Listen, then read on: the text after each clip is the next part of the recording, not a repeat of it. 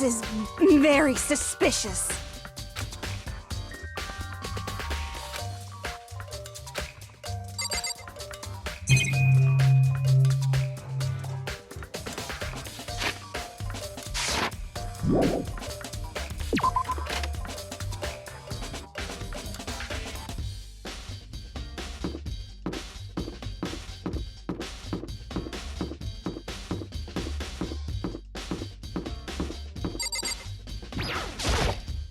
Listen to me!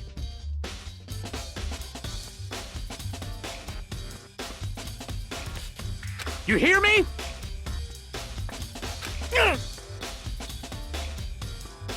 Got it!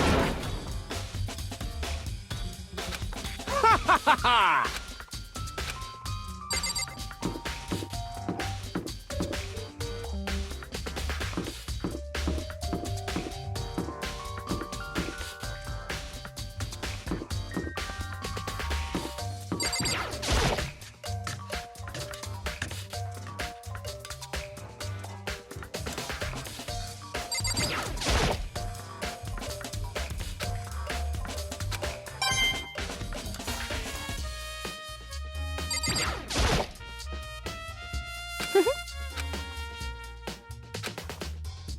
Well...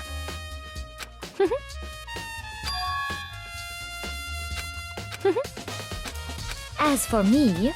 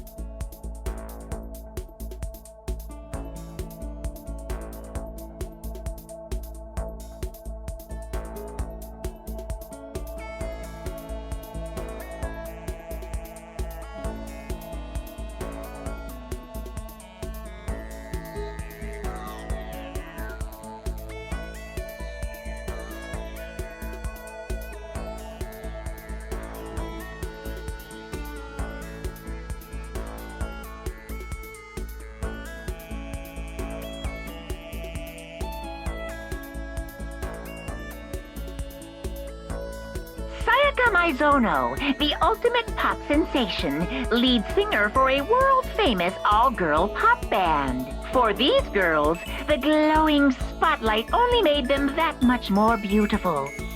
But then...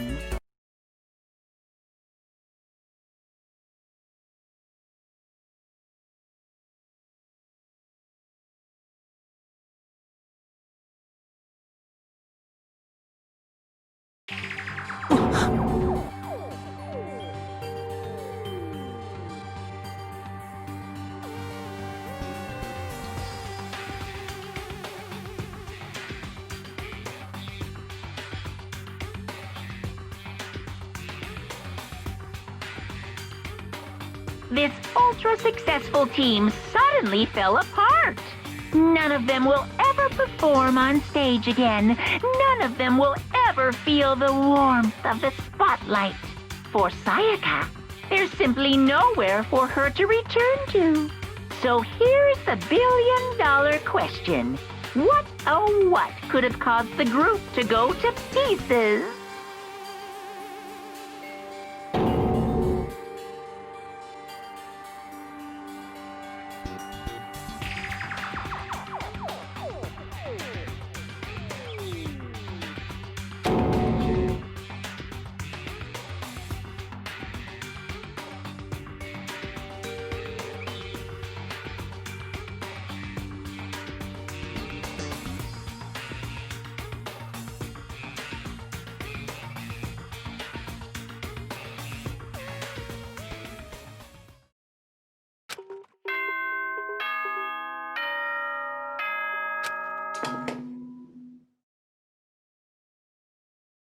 I'm getting tired of waiting. What say we just get started, It's time for the long-awaited class trial! Now then, allow me to appoint a proper location for the proceedings.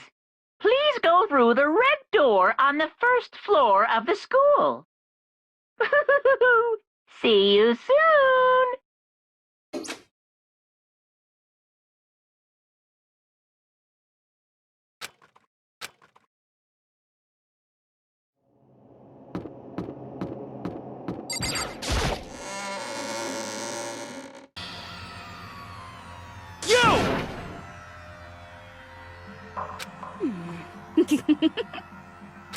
Listen to me!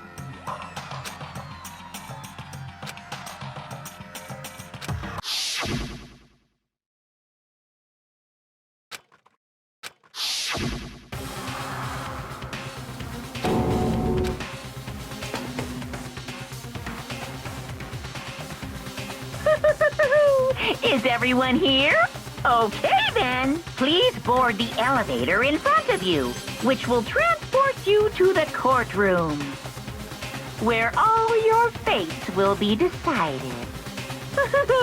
I'll meet you all down there. I'll be waiting.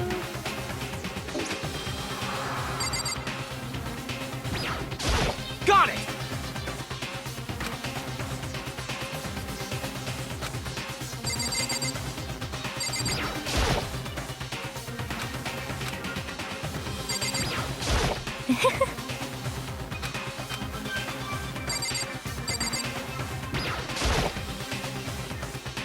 Well then.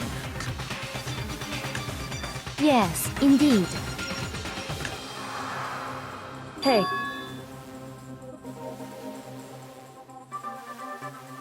Makoto.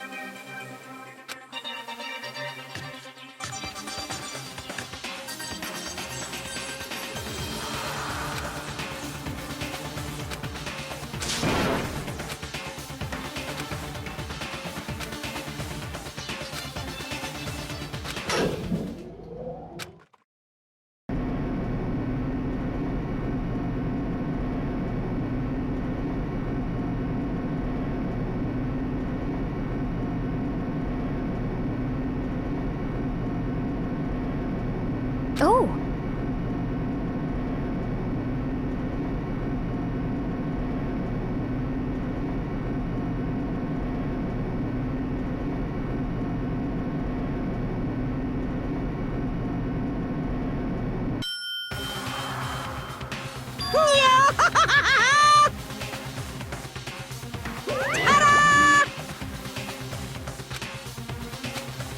Shit.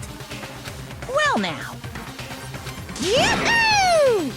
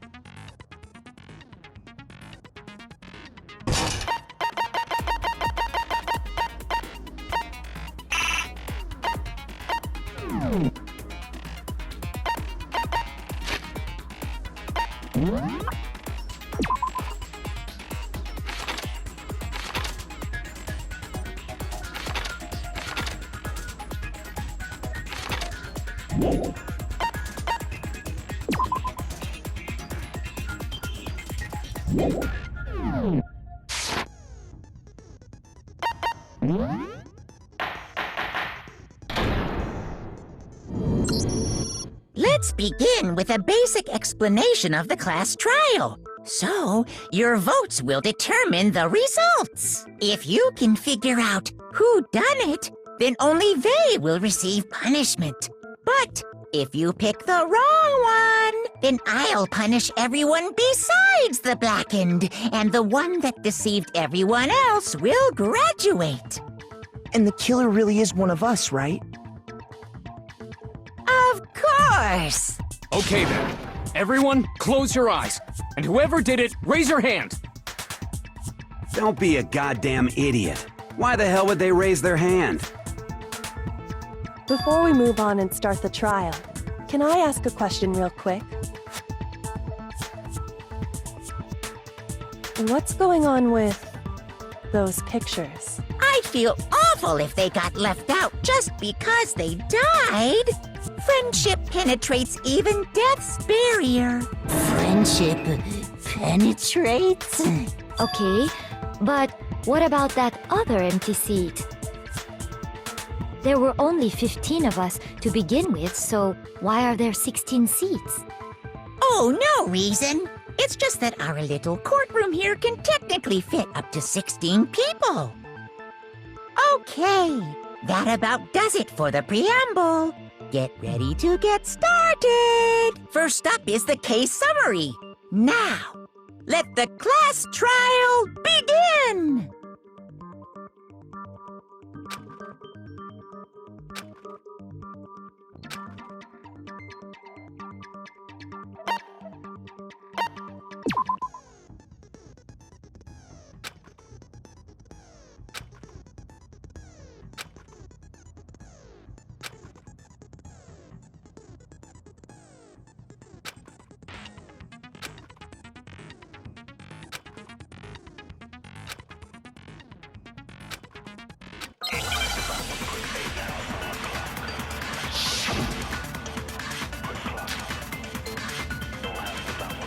I assert that the one who was murdered was Miss Sayaka Maizono!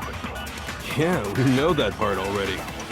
And the murder took place in Makoto's room. In the bathroom.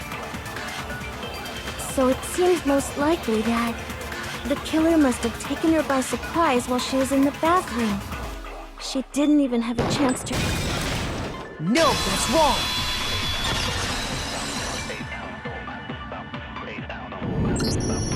Just a second, Chihiro. Try to remember how my room looked. With the way things had been damaged, I think we can definitely assume there was a struggle. A struggle? Between who and who? Between Sayaka and the killer, of course. So you're saying Sayaka wasn't caught by surprise in the bathroom? She must have been attacked in the main room first. Then, she ran to the bathroom to try and hide. The killer followed her in, and that's where they finished the job. That much should have been obvious after taking one look at the scene. It shouldn't even need explaining. Sorry. Okay, so what's next? Next is the subject of the murder weapon. Wow, this is starting to sound like a real trial.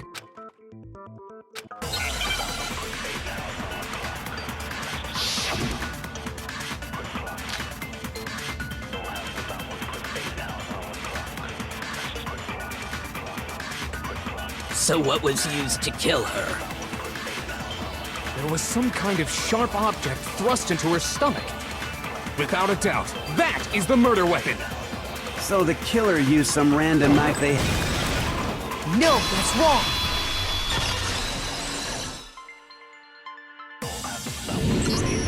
No. I do think it was a knife, but not just any knife. I'm almost positive it was a kitchen knife. Huh? A kitchen knife?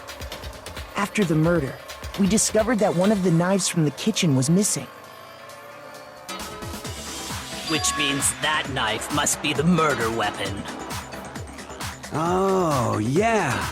I guess that makes sense. You could sort of see the weapon sticking out of her stomach. And if you look real close, I could totally see that being a kitchen knife.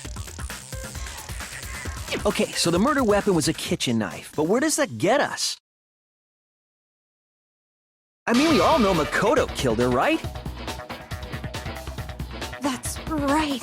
Makoto's room was the scene of the crime. What more proof do you need? Hold on a second. Let's draw our conclusions after we've presented our arguments. Otherwise, what's the point of the trial? Well, we can talk all we want. It's not gonna change that conclusion. I don't think that's true at all. I'm sure if we keep at it, something new will reveal itself. You really believe that?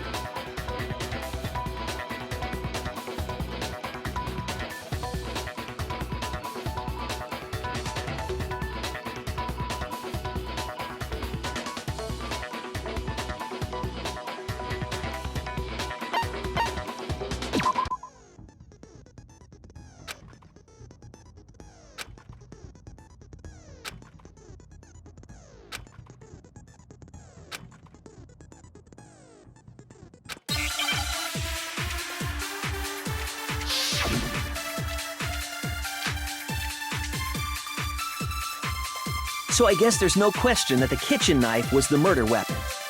But where does that get us? Makoto must have taken it from the kitchen, right? He did it in secret. No, that's wrong.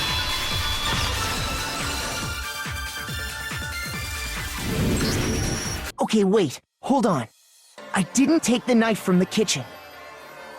Next, you're gonna say you're not the killer, right? Go ahead and say it all you want. Well, what if I have a witness? What do you think, Hina? Huh? Remember what you were telling me earlier?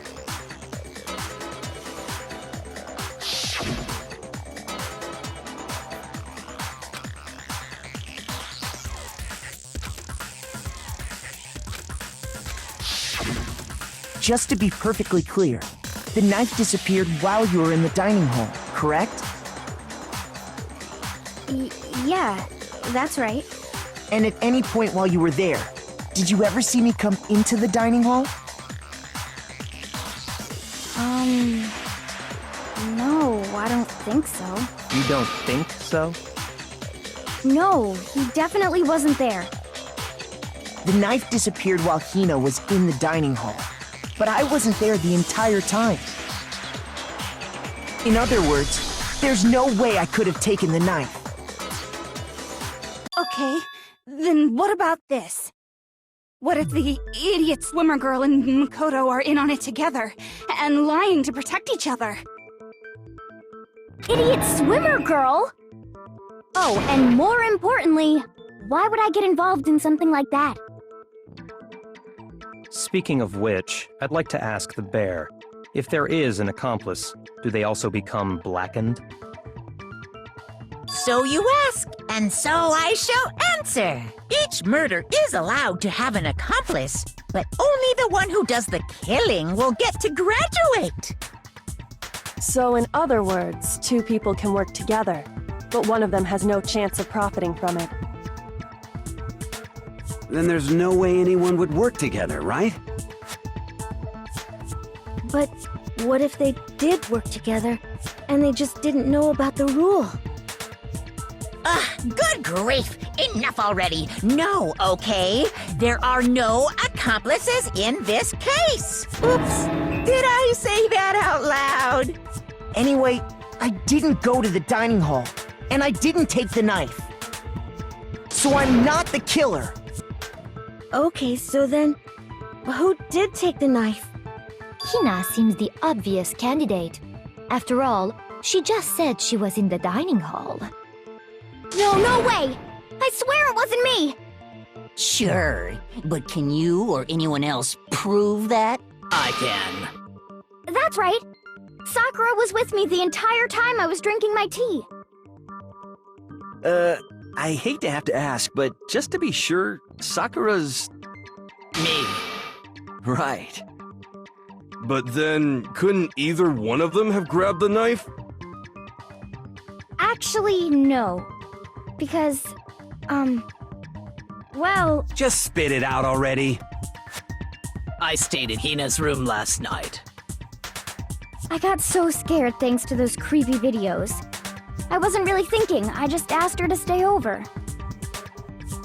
Which means we have airtight alibis. You stayed over?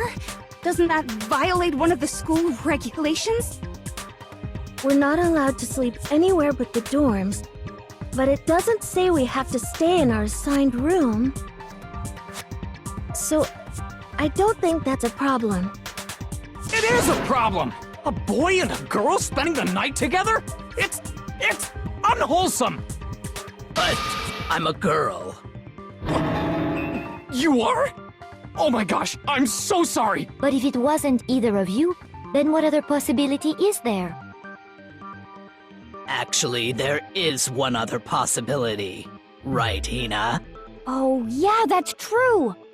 One other person did come to the dining hall while we were there. Why didn't you say so in the first place? Well, because they're not here anymore. Sayaka.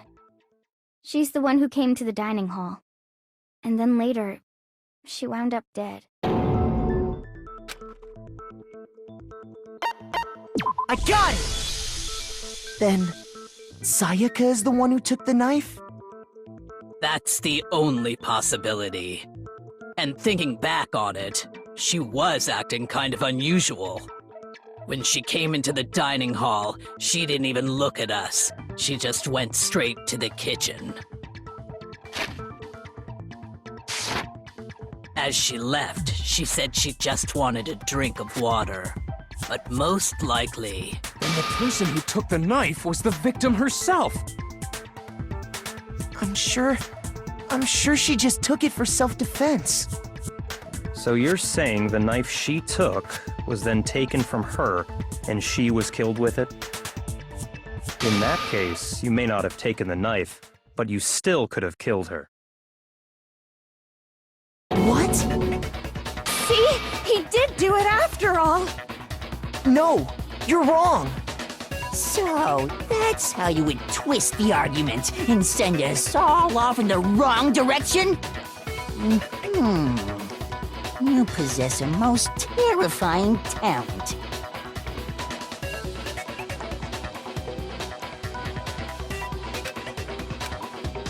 Hold on. It's still too early to decide conclusively that Makoto is the killer, wouldn't you say?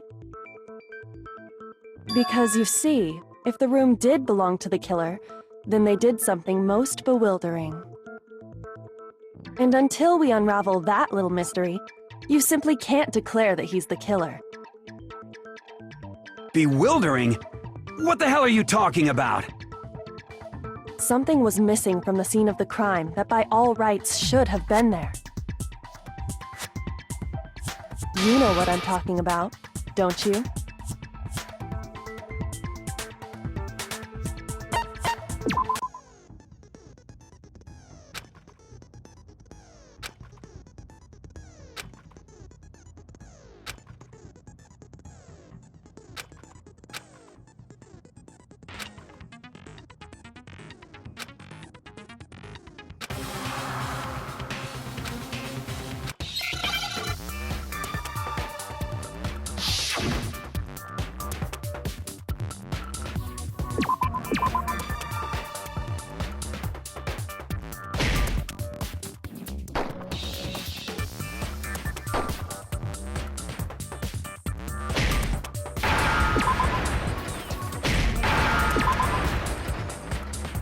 Now I understand!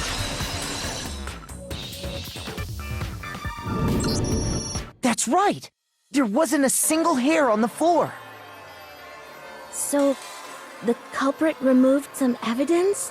Yes, and if I were the culprit, why would I need to get rid of all the hair in my own room? It wouldn't be unusual at all to find my hair at the crime scene if the crime scene is in my room. The reason all the hair was gone was to remove any trace that Sayaka had ever been there. That makes sense, does it not? No. If that were the case, they would have had to do something about the body itself, not just her hair. Ha ha ha! Yes, very true, very true. Okay, then why wasn't there any hair on the ground? The killer got rid of it all, of course, to remove any trace that they had ever been there. Wait, then that means... Precisely. It's simply beyond reason to believe that the room's owner and the killer are one and the same. Then Makoto isn't the culprit? But are you sure we can decide something so important based solely on the absence of some hair? No. There are other reasons that prove why Makoto couldn't have done it. I would like to hear these reasons. Do you remember anything remarkable about the bathroom at the scene? Sayaka was attacked in the main room first, then fled into the bathroom, right? Yeah, then they ran after her, got into the bathroom, and stabbed her. And how did the killer get into the bathroom? Did they have any trouble with it? What do you mean? It's fairly certain that the killer had some trouble getting into the bathroom. There was clear evidence left behind. Do you remember, Makoto?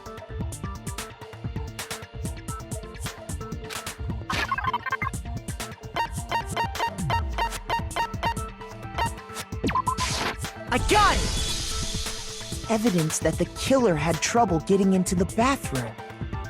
You're talking about the doorknob, right? Huh? The doorknob? What doorknob? The doorknob for my bathroom. It was completely broken. See how the top part was unscrewed? And the doorknob's about ready to fall off? Oh yeah, true. But what does it mean? In trying to bypass the lock, they ended up nearly removing the entire doorknob. This is another most bewildering act for the room's owner. It proves Makoto is beyond suspicion. So what? You're saying he wouldn't break the door in his own room? But if the only choice you have is to break it, you break it. There's nothing bewildering about it. You still don't see? Okay then. Let's take another look at how the incident unfolded. Hopefully that will help you understand.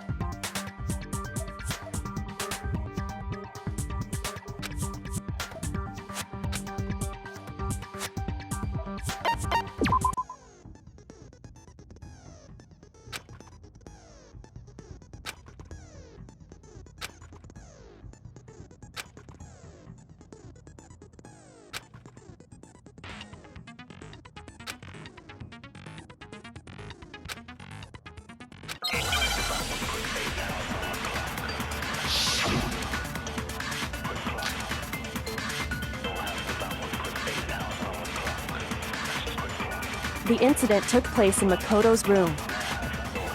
Sayaka was first attacked in the main room. She then fled into the bathroom. Then the killer ran after her.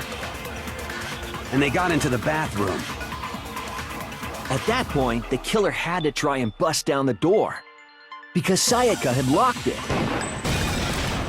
No, that's wrong!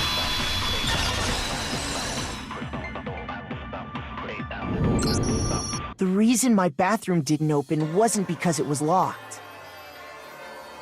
After all, the girls' rooms are the only ones with locking bathrooms, right? Yes, now that you mention it, that is true. Then why didn't your bathroom door open? Because it was stuck. Huh? What are you talking about? My bathroom door doesn't fit in the frame quite right. Monokuma over there can testify to that. Yup, true as true can be. But you know, you're supposed to be the ultimate lucky student, right? But to have such a cruddy door, that's not lucky at all. So the reason the door didn't open was just because it was stuck. But the killer didn't know that and assumed it was locked. So they tore apart the doorknob to get in. Okay, but then why would the killer even think the door was locked in the first place? Everyone should have known you can't lock any of the boys' bathrooms. the killer could easily make that mistake, thanks to one important detail about the scene of the crime.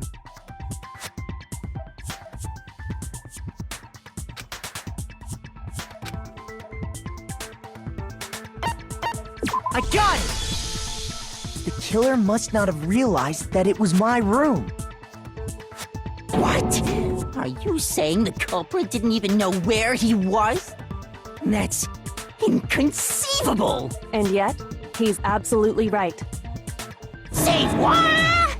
Well, to be more specific, what the killer didn't know was that Makoto and Sayaka had switched rooms. Which is what led to the misunderstanding about the bathroom.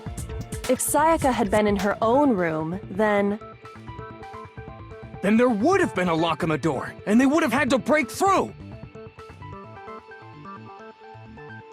So they had no idea how unnecessary their actions were. ultimately, we can't know if it came open by force or simply by accident. But the killer must have been considerably confused, with no idea how they actually got the door opened. Regardless, it was a pointless act. Wasting time trying to break down a door that wasn't locked is... definitely something I wouldn't do, since I would have known exactly why it wasn't opening, right? That is a definite possibility. So the killer would have to be someone who didn't know they'd switched rooms? Then Makoto couldn't have done it.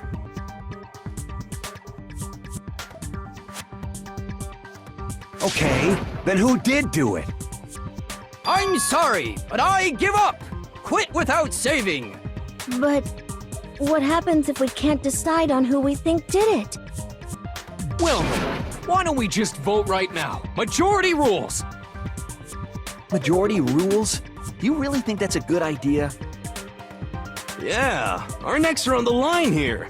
Someone seriously needs to do something. For serious. Does no one have any other thoughts or questions? It does not matter how trivial they may seem. Oh, as a matter of fact, I do have one question. Oh, you don't gotta sound so disappointed. It's fine, it's fine. Just ask your question. Oh yeah. Okay, so, well, I was just wondering, how did the culprit get into Makoto's room in the first place? Yes. How did the killer get inside? Maybe Sayaka just dropped the key somewhere and the culprit picked it up. That's possible, right? I don't think so. That seems way too convenient. Then maybe someone picked the lock? Negative! If you remember, Monokuma made it quite clear that the locks are all unpickable. Fine. How about this? The killer got in the easy way. They could have knocked and said they wanted to talk or something, and Miss Maizono just let him in. No, that can't be it either. Oh, trying to argue against me? Sounds like someone doesn't know his place. Hello? Why exactly can't that be it?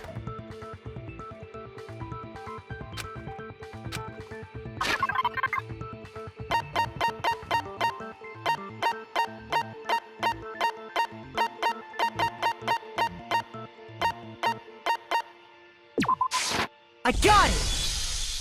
Because Sayaka was already scared, remember? That's why she asked me to switch rooms in the first place.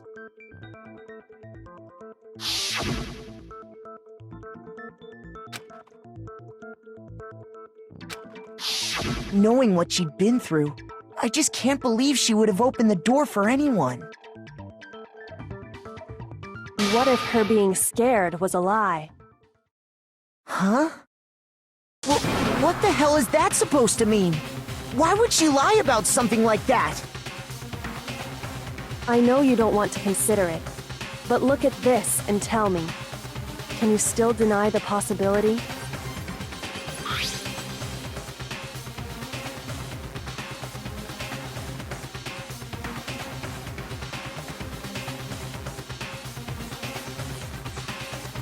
I found a notepad during my search, and I shaded in the top sheet with a pencil. And these are the words that appeared. Oh man! I've totally seen people do that on detective shows. When you write, it can leave an imprint. Sketch over the next sheet of paper, and you can see the words. When I saw that, I was like, holy crap! I better make sure I rip the paper out before I use it from now on. It's a pretty old-fashioned technique, but even the classics can be surprisingly useful sometimes. Oh, and I should also mention, I found the notepad on the desk in Makoto's room. Huh? Which means only someone who had been in Makoto's room before the incident could have written it. Then either it was Makoto who lived there, or Sayaka who switched rooms for a single night. So, Makoto, did you write this? No, I didn't. But... Of course you didn't, because the note also bears a perfectly legible signature. Sayaka's signature.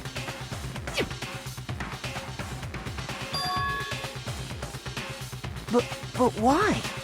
Why would she write that? The note was likely her way of getting in touch with a certain someone. She must have slid it under their door to let them know she wanted to meet with them in secret. If you got an invitation like that from the ultimate pop sensation, what young man could resist? Of course, I'm only into 2D, so it wouldn't have any effect on me. But can we be sure anyone even got this note? And honestly, even if they did, I do not think they are at all involved in what happened. Huh? What makes you say that? Would you like to hear what I have to say? Very well then, pay attention.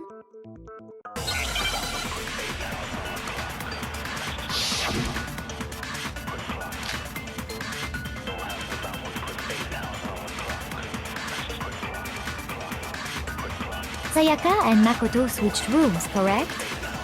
But in the note, the place they were asked to come to, it specifically says, my room. I see. So if someone read that note, then they would have gone to Sayaka's room. Exactly. The room that Makoto... No, that's wrong!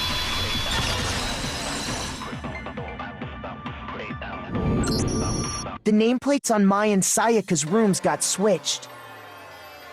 They got switched? That's right. The nameplates got switched, just like the rooms themselves. As a result, the nameplate on Sayaka's room actually had Makoto's name. And the nameplate on Makoto's room had Sayaka's. So what you're saying is, the room Sayaka was staying in was actually marked as her room. Then, if someone did do what the note said, they would end up at Makoto's room where Sayaka was. Plus, their rooms are right next to each other, so switching the nameplates would be no problem. And the one who switched the names was... Well, of course it wasn't you, right, Makoto? Right. Okay, then who did it?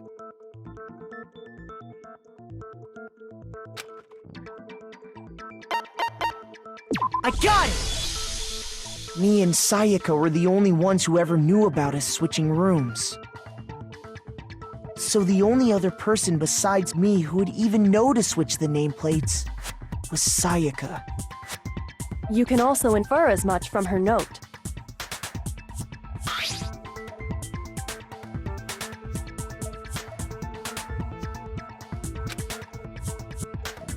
She specifically tells the reader to check the nameplate.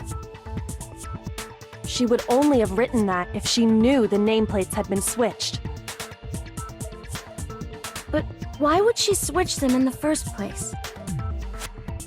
She wanted someone to come to the room she was in, and also hide the fact that it was Makoto's room. What? Inviting someone to your room, but not telling them you'd switched rooms. Why would anyone do that? To understand that, we first need to understand what happened after she invited the person into the room. That's where the answer lies. What happened then was probably whoever she invited over came in and attacked her. We figured it out! We know who did it! Whoever she invited over is the culprit! But we still don't know who it is, you goddamn idiot! Sayaka fought with her killer there in the room, yes? Perhaps the answer to our previous question lies in that initial struggle. Yes, I think you're right. Then... we just have to figure out what happened during the fight, right? That reminds me. There was a replica sword at the murder scene.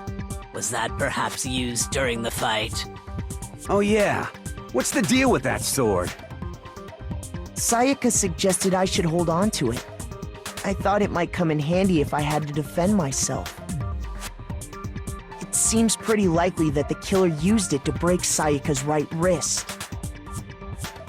How the hell could you possibly know that's what broke her wrist?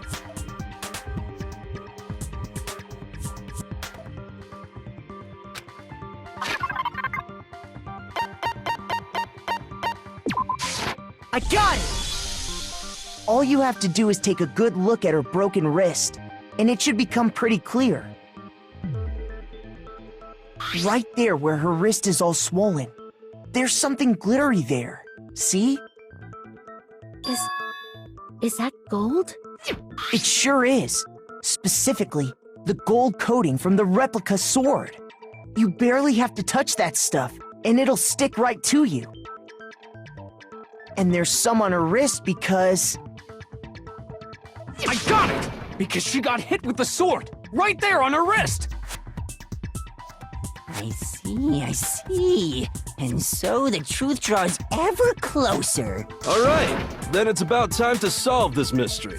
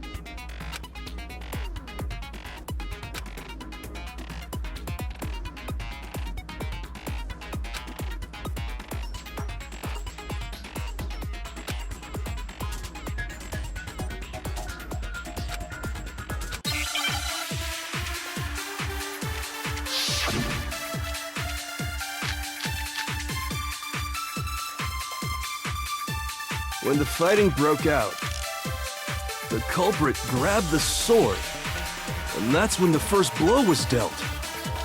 A sword-based sneak attack! No, that's wrong!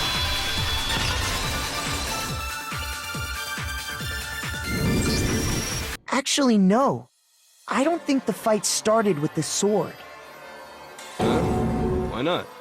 Because the sword's sheath had been scratched. See? There's a gash in it. Like someone cut into it with something sharp. Something sharp? You mean like the kitchen knife? That was the only sharp thing found at the scene. Stop jumping ahead! Slow down and explain it so I get what the hell's going on. If the sword was used first, there wouldn't be any explanation for the scratch on the sheath. If you were going to attack with the sword, you'd take it out of the sheath first, right? That's true. With the sheath on, it'd be heavy and bulky and useless as shit. Okay, so how did the sheath get damaged? If they got attacked with the kitchen knife, maybe they grabbed the sword as a defensive impulse. In that situation, there wouldn't be any time to actually unsheath the sword. So you're saying the sword was initially used to defend against an attack from the knife? Which means whoever had the kitchen knife was the one who attacked first. I think I get it! So here's how it all played out. The culprit came in, found the kitchen knife hidden there somewhere. Then they took the knife and attacked Sayaka before she knew what was happening. So she grabbed the sword to defend herself, but then the culprit took that from her too. Then, after they broke her wrist with the sword, they took the knife and finished it. Sorry, but I don't think Sayaka used the sword to defend herself. What? How the hell can you not think that? Because she never held the sword at all. There's a certain part of her body that makes this clear.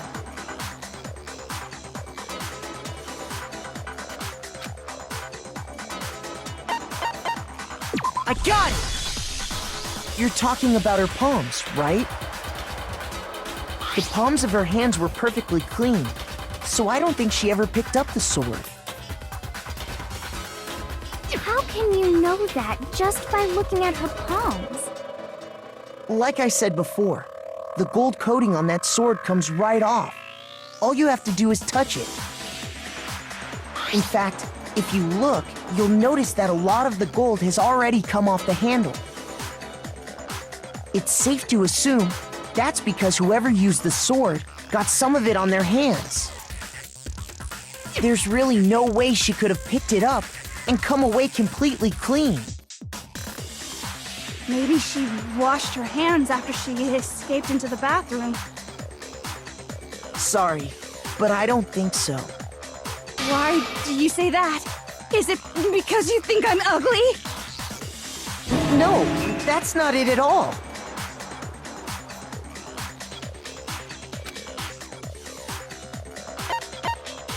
I got it! According to the Monokuma file, Sayaka's time of death was around 1:30 a.m. In other words, at nighttime. And the water in the bathroom shuts off at nighttime, right? Oh, I didn't know that. Actually, I haven't taken a shower here yet. Oh my. You're no different! You smell like a big fat ugly donkey! I'm not sure whether to take that as an insult or a compliment. An insult, obviously. So anyway, if Sayaka never touched the sword, then that means the killer is the only one who used the sword. But hold on. If that's right, then the one who damaged the sheath with the kitchen knife was...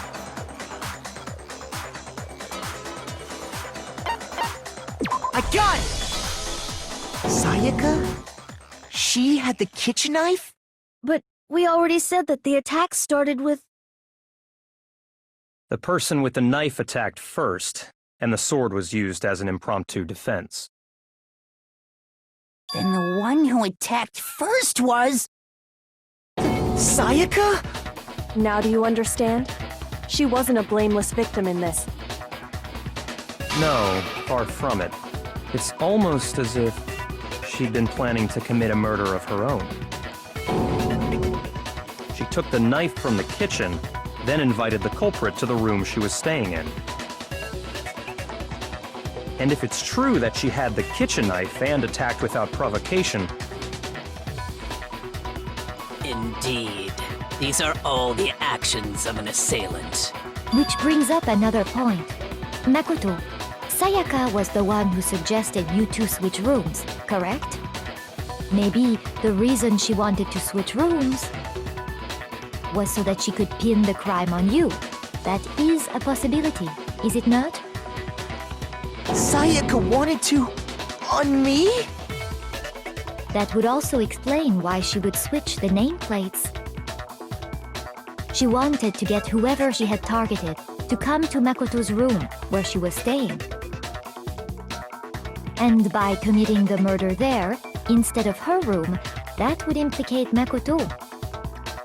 But for that to work, the target had to be lured out while still keeping the room swap a secret. If the target knew she had switched rooms, they would have become suspicious right away. So all that's why she switched the names? Doesn't that plan seem a little risky? For one thing, even if her plan worked, Mr. Naegi would just tell everyone they'd switched rooms. I don't know. I'm not sure our soft-hearted Makoto is capable of that kind of cutthroat behavior. I'm sure Sayaka realized the same thing, which is why out of all of us, she asked him to switch rooms. Plus, she was the ultimate pop sensation. A totally forgettable kid, or a national superstar. Who are you more likely to believe? Wait, then you're saying she had this all planned out?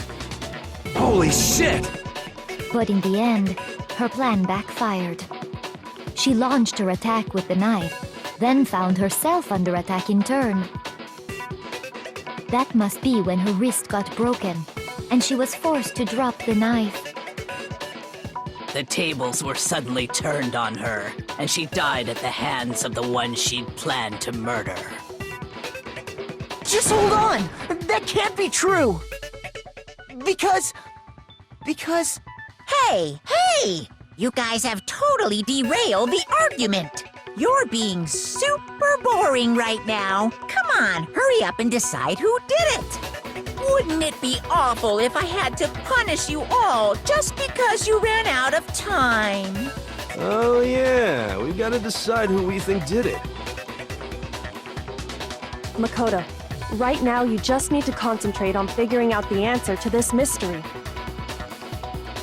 If we can't uncover who murdered Sayaka, it's over for all of us.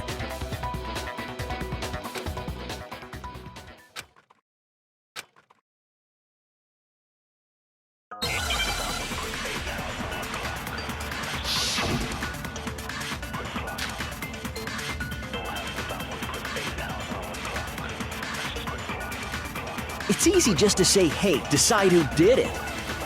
But there just aren't any more clues, right? no, that's wrong!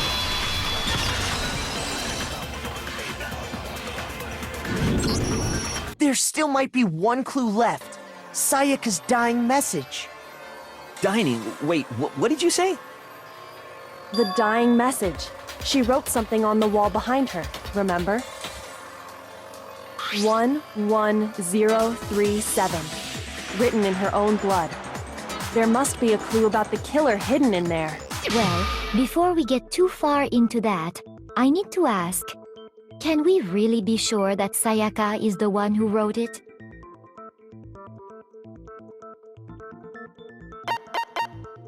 I got it! Her left index finger had blood on it. That could only be because she used that finger to write the message. I see. She broke her right wrist during the fight, so she'd have to use her left hand to write. Sure, I think we can all agree Sayaka wrote it. But still, what the heck do those numbers mean? 11037? Hey, Chihiro. You're a computer nerd or whatever, right? You should know all about numbers and shit. No, that's not... Yes, I'm a programmer, but I don't see any kind of meaning in these numbers. Of course. It's because they're not numbers. Oh, yeah, it looks like... Huh? What? No, it's just a look at the numbers, assuming they're not numbers. Don't these first two, 1-1, look less like two numbers and more like one letter? Ah, you're right. The connecting line is barely there, so I assumed it was 1-1, but looking at it now, you could also read it as an N. Whoa, you might have finally just said something worth a shit. Our little gray cells are really getting excited now. But even if that really is an N, N037, doesn't make any more sense than before.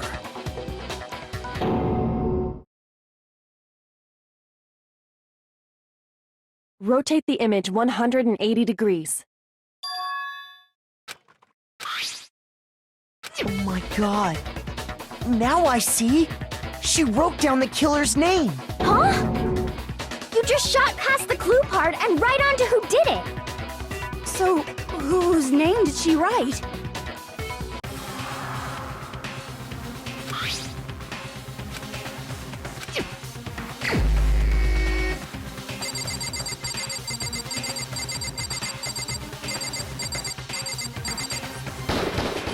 Here's my answer. The key to solving this mystery was simply to rotate the writing 180 degrees. If you turn the message around, it becomes the letters L-E-O-N. L-E-O-N. Or more accurately, Leon. What the hell are you talking about? It's just a coincidence. It's just a bunch of random squiggles that happen to look like my name. No, it's not random at all. She wrote that message on the wall behind her as she was leaning up against it. In that position, she couldn't move to write normally, and had to write upside down, as it were. And as a result, when you look at it standing in front of her, it ends up getting flipped. Try it for yourself if you want. Write something sitting like her, and the letters will be inverted. That sounds like one hell of a stretch to me. I'm the killer? You can't just go and say shit like that. If you're not the killer, then why did you try to destroy the evidence? Huh? You know what I'm talking about, right, Makoto? The evidence Leon tried to get rid of?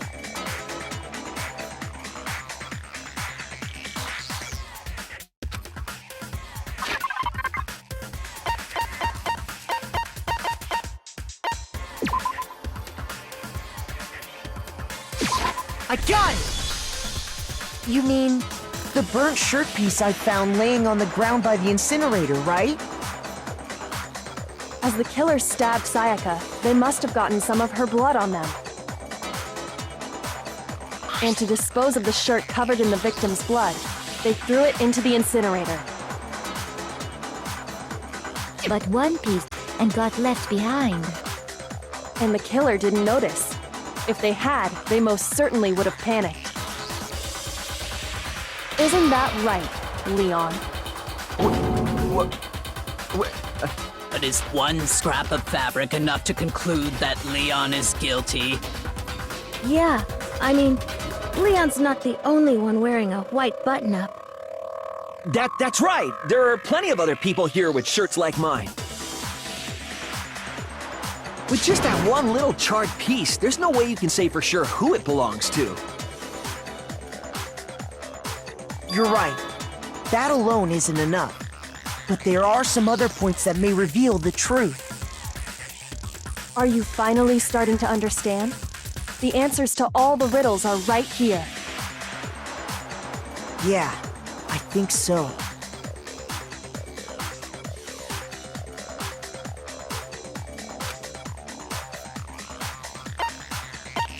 I got it! If you look closely at how the shirt was disposed of, we should be able to figure out who the killer is. Oh yeah, that's a good point. I think I know what you're gonna say. You can't reach the incinerator without opening the gate in front of the trash room, right? And obviously, you wouldn't be able to hit the switch to turn it on either. You need the key to get in, and the one with the key was the person on cleaning duty. So the killer had to be whoever was in charge of taking care of the trash, right? Interesting.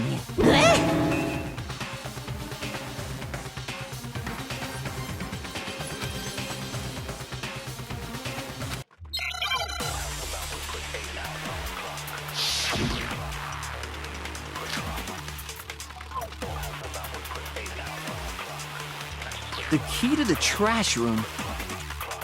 Whoever was on cleaning duty must have had it, right? So the only one who could get to the incinerator was the person in charge of the trash? And you'd have to get close to the... No, that's wrong.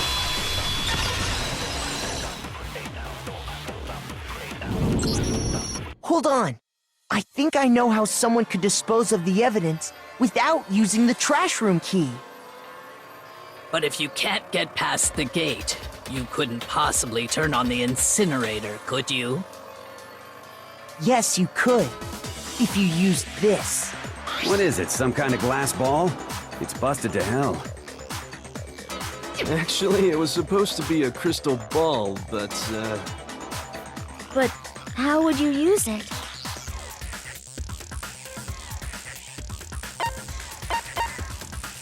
I got it! The killer simply took aim at the incinerator switch and threw the ball through a gap in the gate.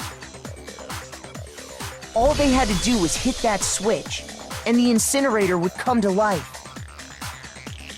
Someone threw a gap in the gate? Remember what you said before, Hifumi?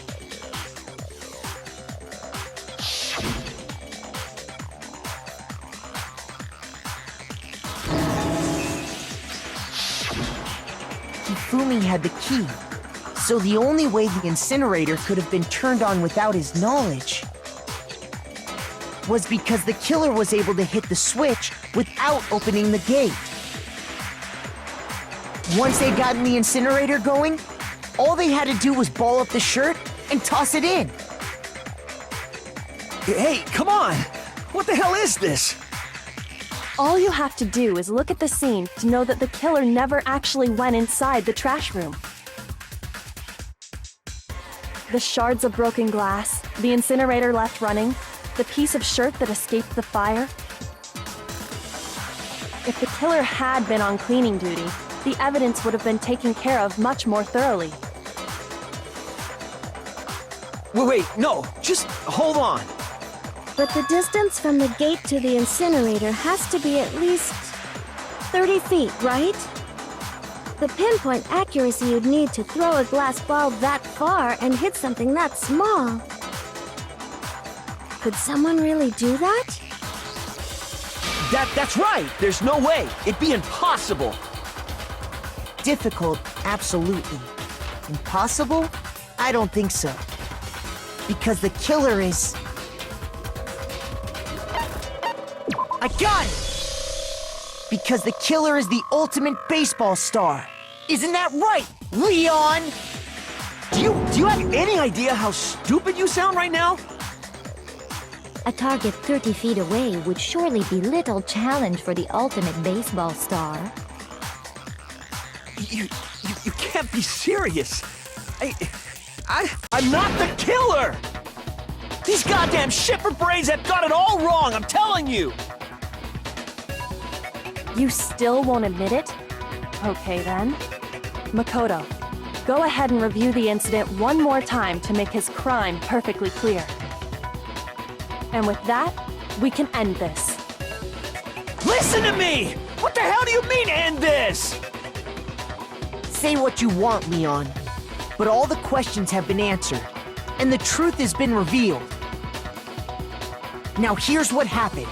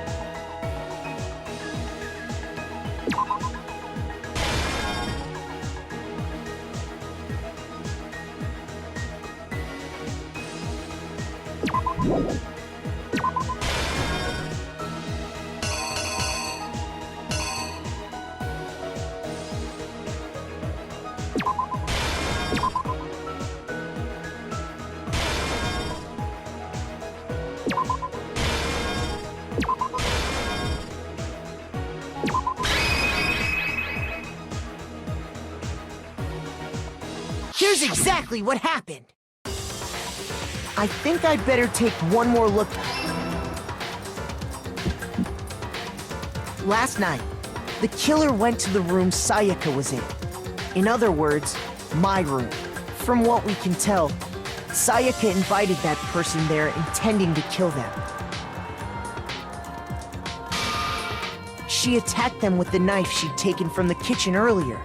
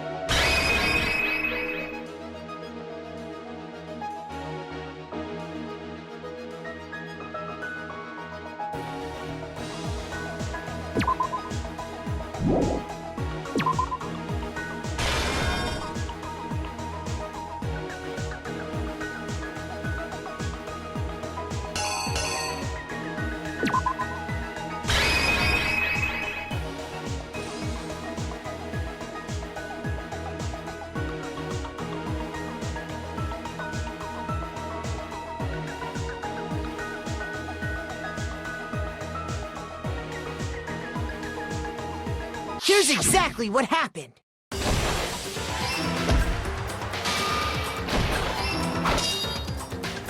But then something happened that she wasn't prepared for.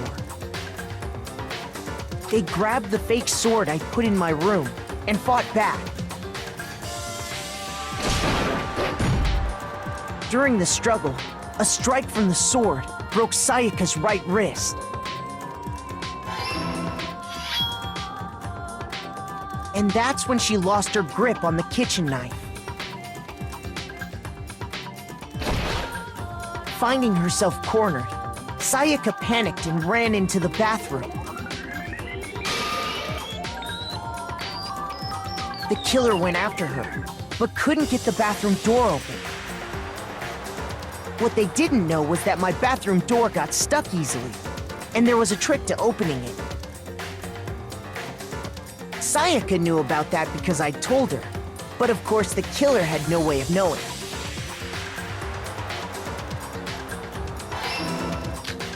So instead, the killer forced the door open, took the kitchen knife,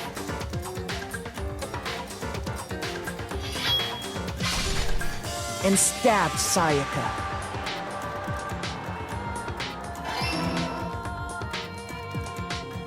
But with what strength she had remaining, Sayaka left a dying message. To keep the killer from noticing, she wrote it on the wall behind her.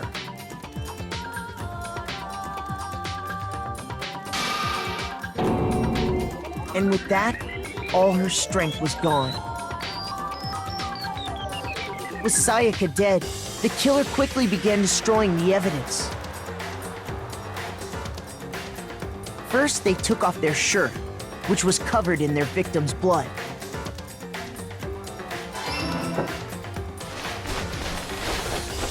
Then they took the lint roller in my room and cleaned up the entire area. They wanted to make sure they got rid of any trace they'd ever been there.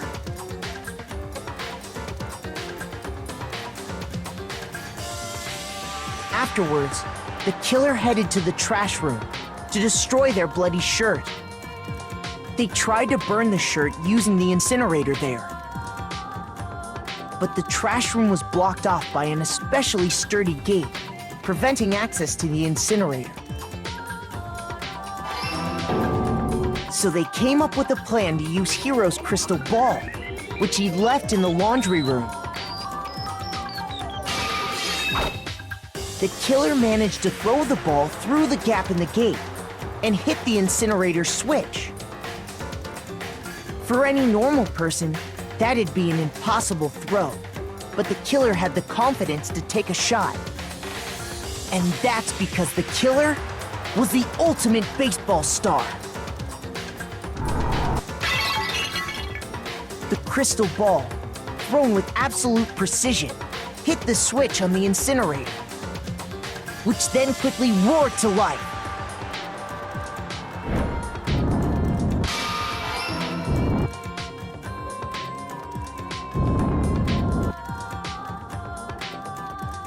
Having destroyed the final piece of evidence, they left the area with, I imagine, a sigh of relief. But there was one thing they missed.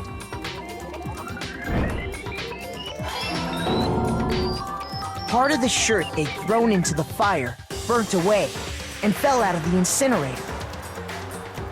The killer didn't notice this, and so left behind a piece of indisputable evidence.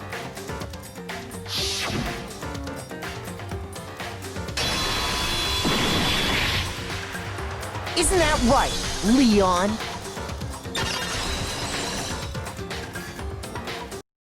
It would appear that Hiro simply forgot his crystal ball in the laundry room. You went there to try and wash the blood out of your shirt, and that's where you saw it, right?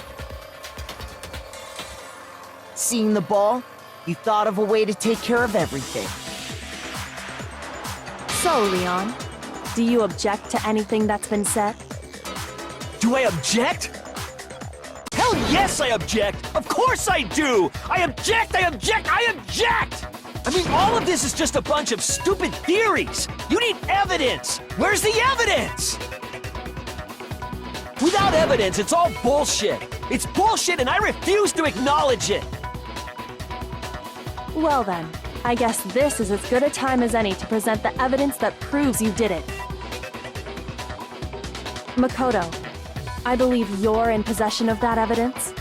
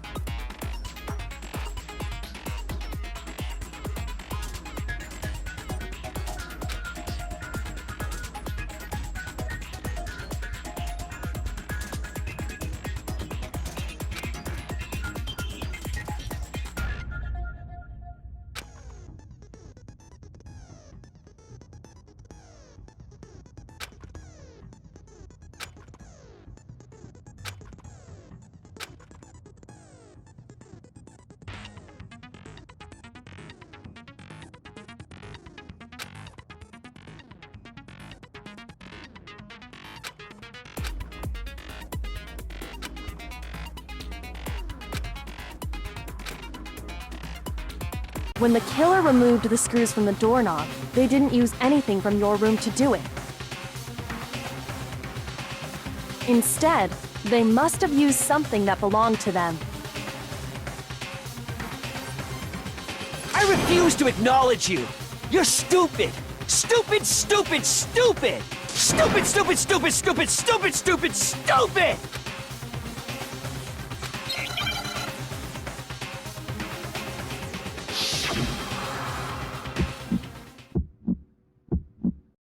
Where's your proof? You kidding me? Not a chance! It wasn't me! Stupid! You lie! Stop talking! Shut up! Where's your proof? You kidding me? Not a chance! Stupid! You lie! Shut up! Where's your proof? You kidding me? Not a chance! It wasn't me! Stupid! You lie! Where's your proof? This should prove it.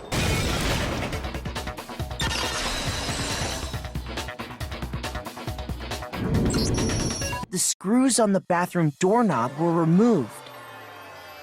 I wonder what kind of tool the killer used to remove them. I mean, it had to be a screwdriver, right? Oh yeah, I'm pretty sure the toolkits we got each had one inside. And that must be what he used. There aren't any other tools anywhere. But the toolkit in my room had clearly never been used. That's because the culprit didn't know it was your room. They thought they were in Sayaka's room.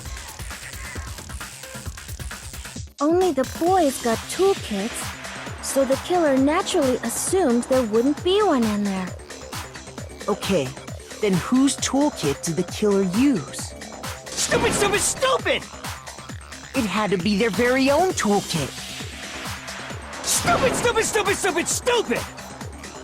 Leon, would you mind showing us your toolkit? If I'm right about this, then the screwdriver will show some evidence of being used. Stupid, stupid, stupid! Huh? And if you say you used it for something else, you'll have to explain exactly when, where, and why. And let me say this right now. I lost it isn't an excuse at this point. Stupid. Stupid.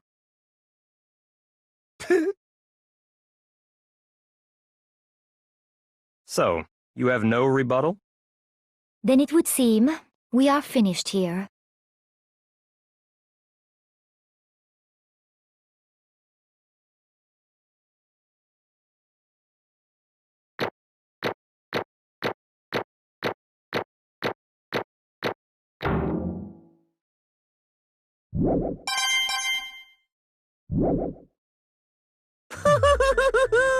Looks like you've reached your verdict. Then are we ready to cast our votes? You all have a lever in front of you. Use it to make your selection.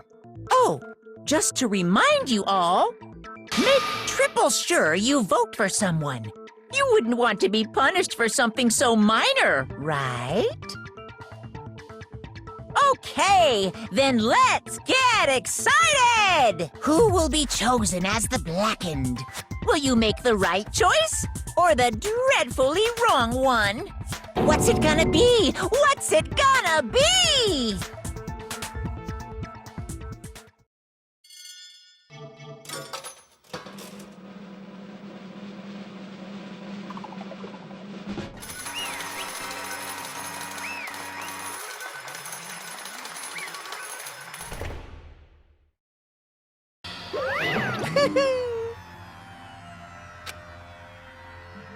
Yahoo!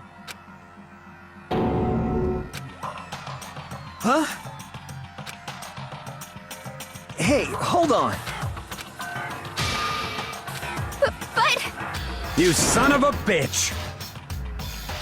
I didn't have a choice. So, that's why... None of you are any different! I was just... unlucky. That's all. Hey! Come on!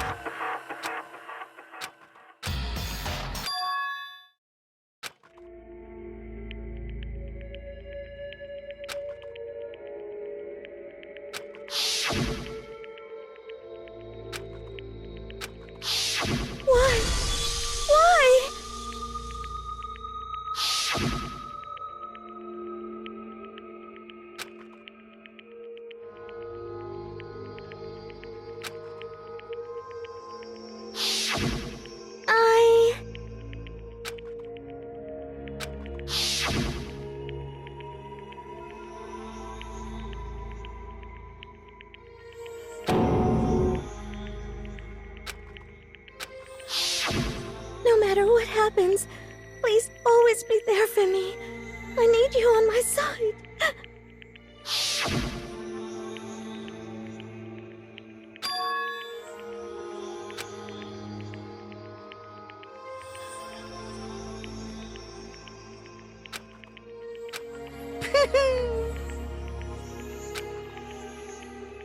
Ba-bum, ba-bum. Phew!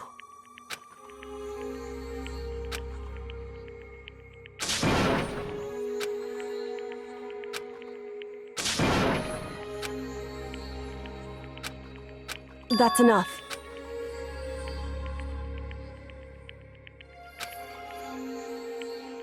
Calm down. Ba-bum, ba-bum. Yes, indeed. Punishment? You mean execution? Wait a second! Yeah, that's it. Is that okay?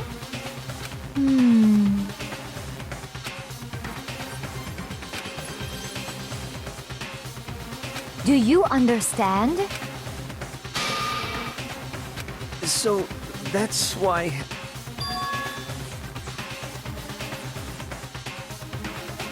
Oh!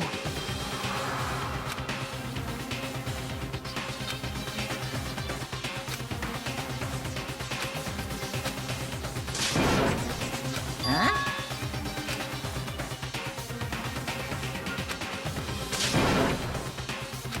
Unbelievable. Hey,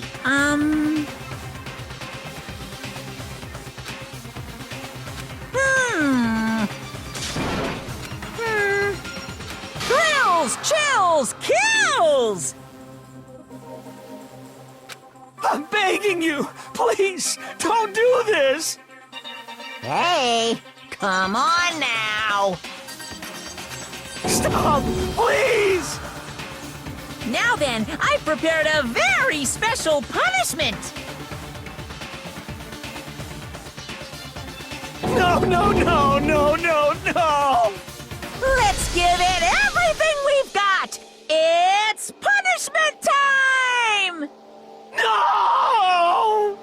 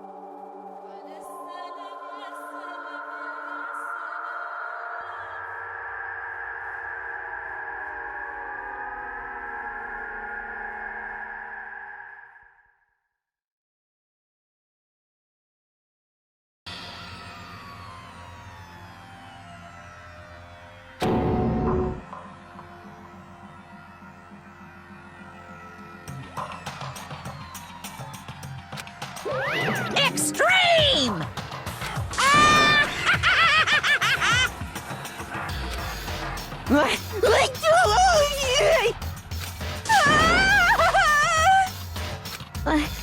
I can't take it. Well?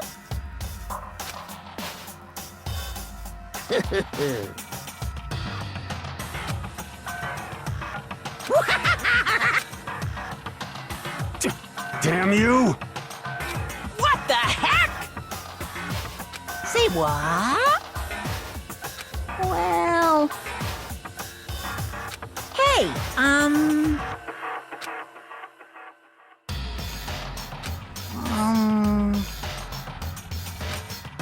Shit.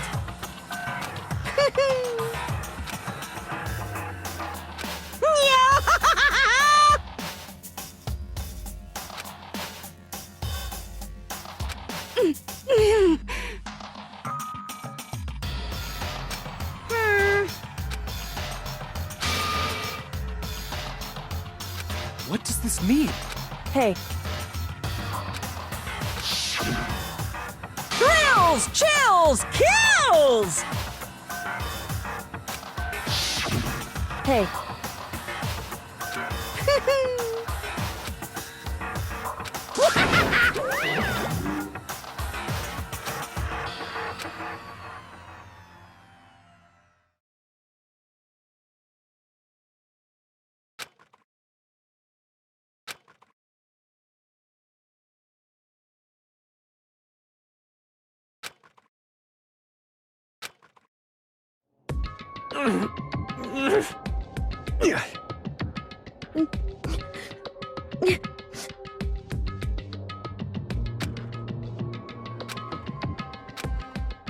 Just a second. Makoto.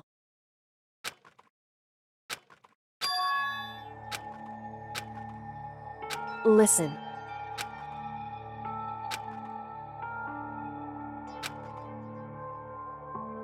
It's true.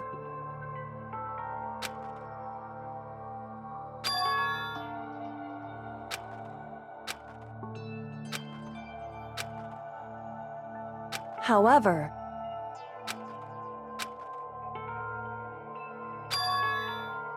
so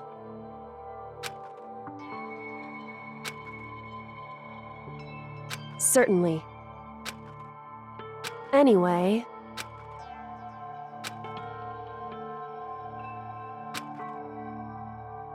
right.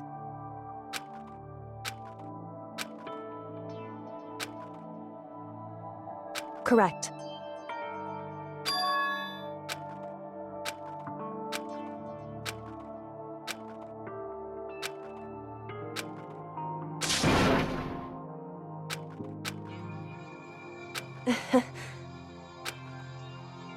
Hey.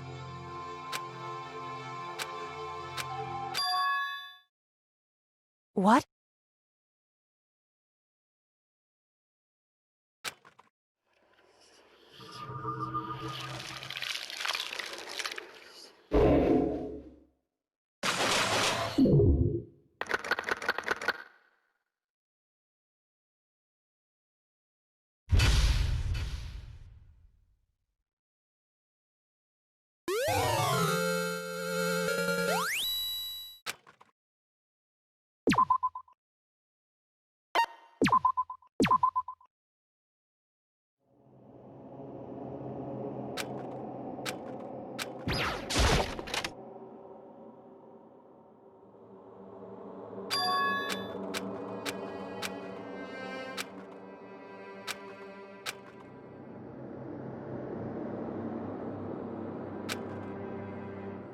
Uh-huh.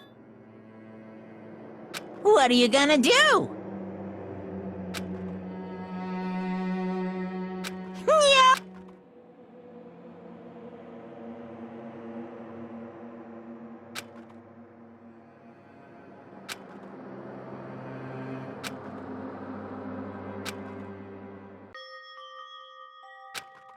So,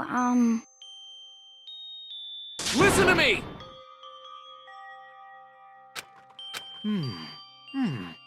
Ha ha ha ha! Hey, come on.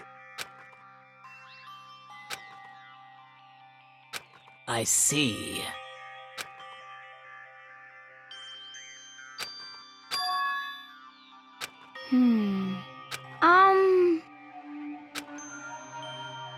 You got it!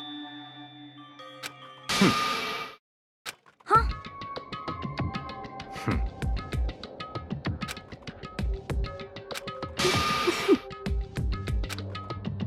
Well... Stop talking. Are you okay with this?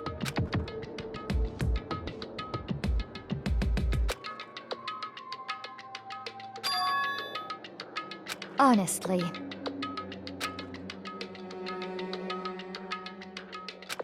So then...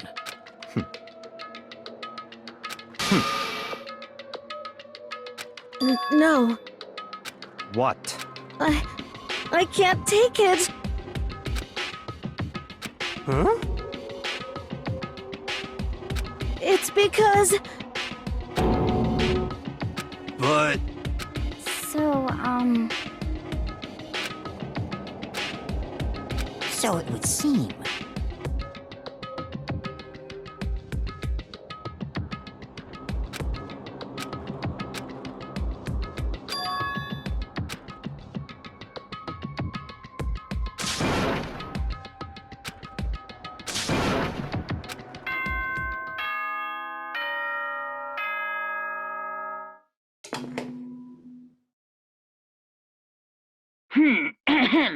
This is a school announced as such. Soon the doors to the dining hall. Oh, it was totally obvious before that you were trying to make yourselves feel better and justify what you did.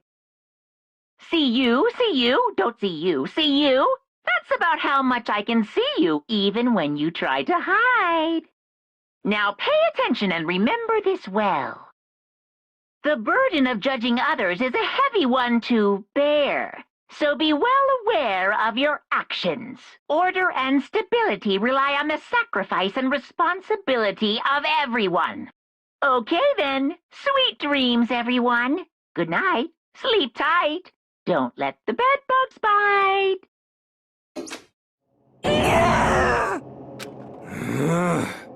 Don't fuck with me.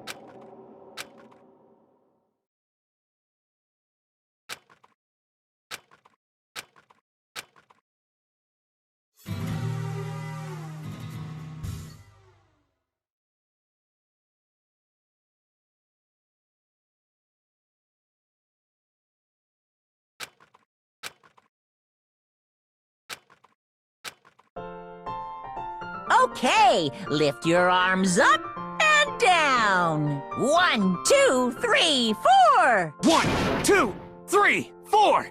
Now reach way up and bend way down. Tighten those muscles. Let's add a little strength, a little speed to those young bodies of yours.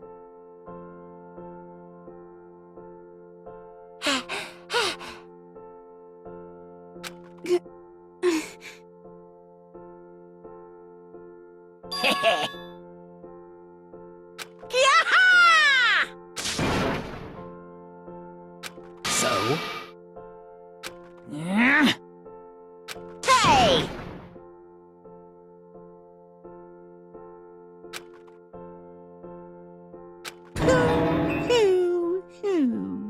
Hmm?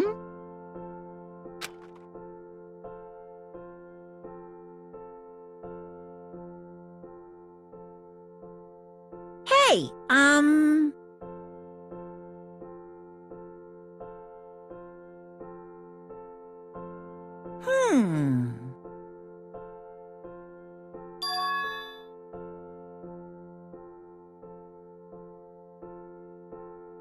What the heck? You guys? Very nice.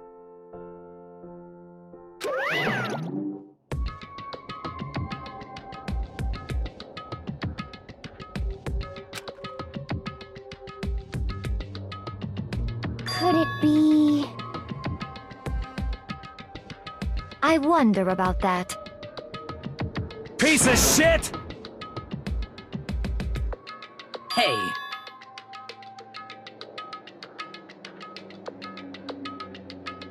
You hear me?